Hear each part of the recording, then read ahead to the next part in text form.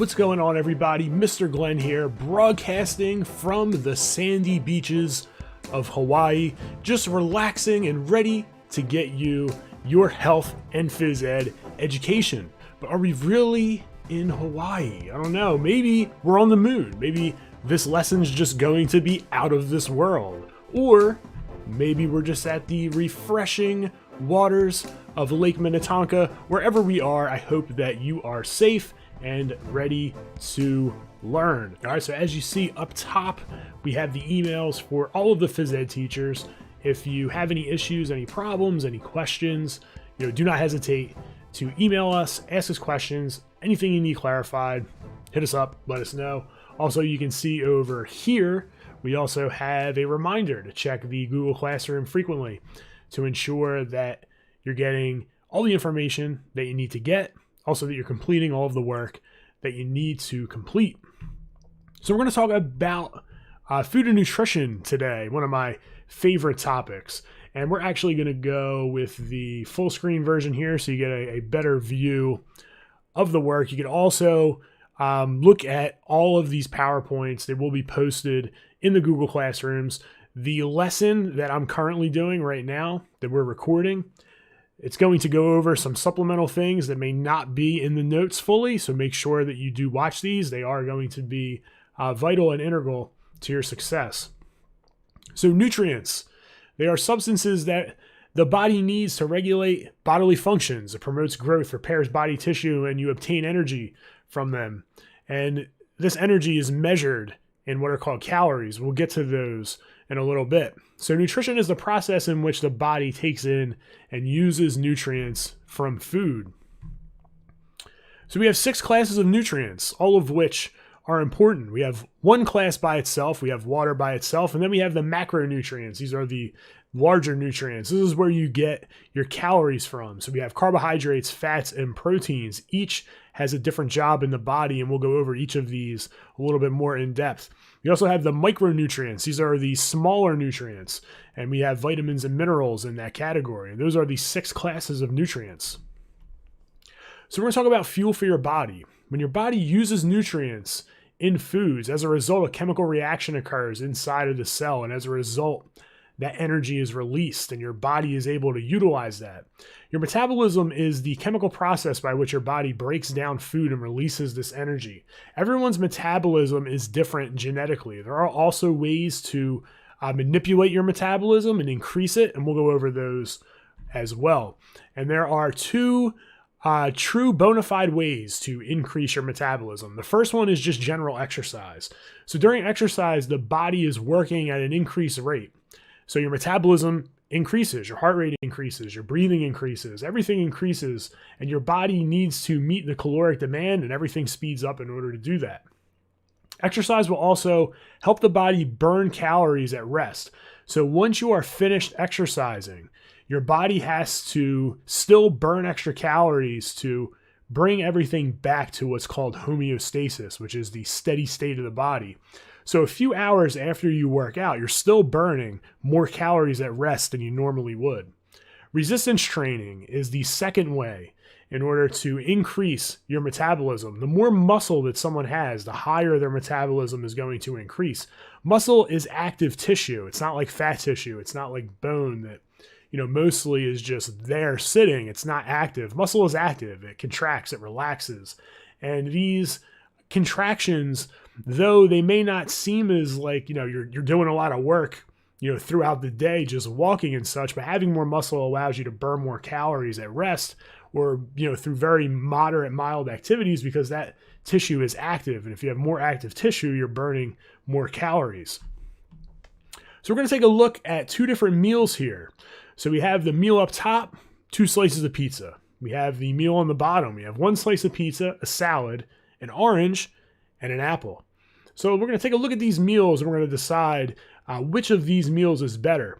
And we're going to caveat this by telling you that both of these meals contain the exact same amount of calories. So we want to choose the meal that is more nutrient dense.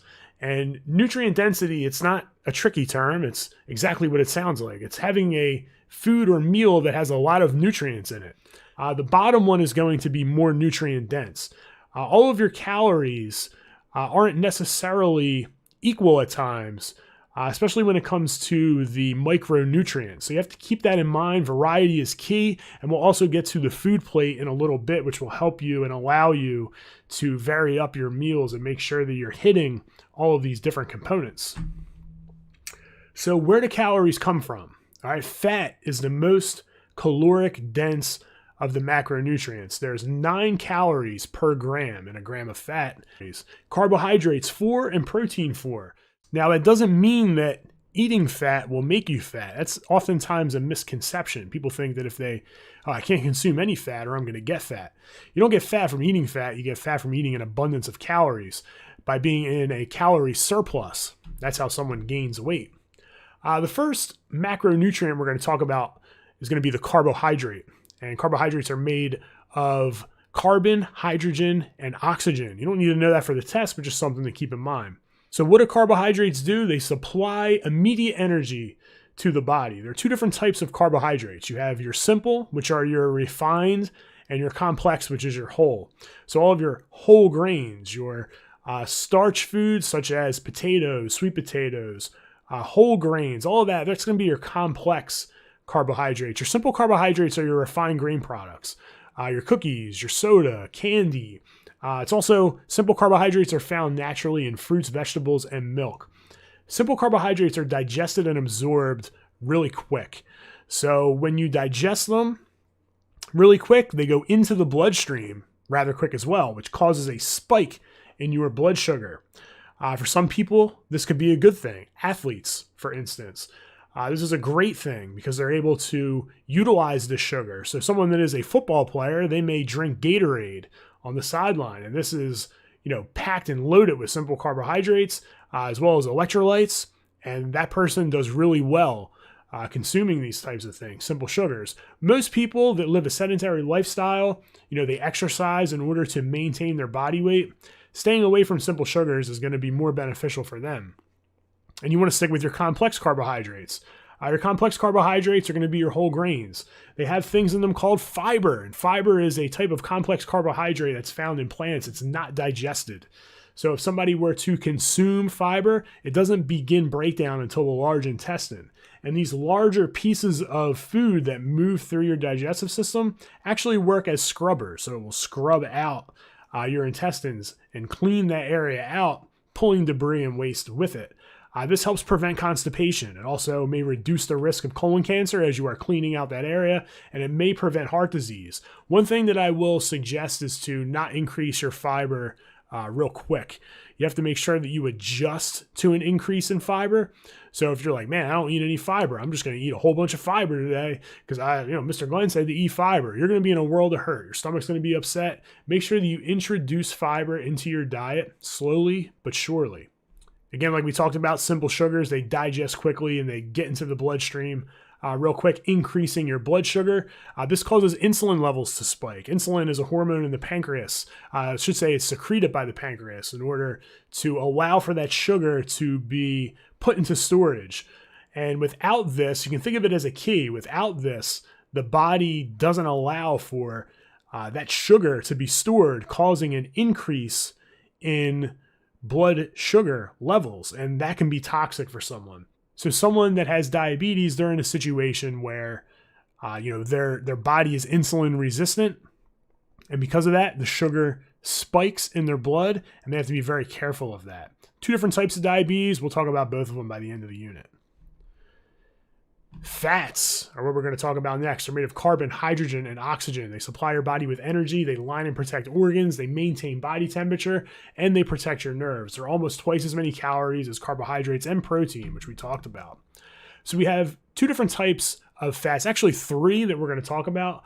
The first 2 are more common. So you have your unsaturated fats. These are liquid at room temperature.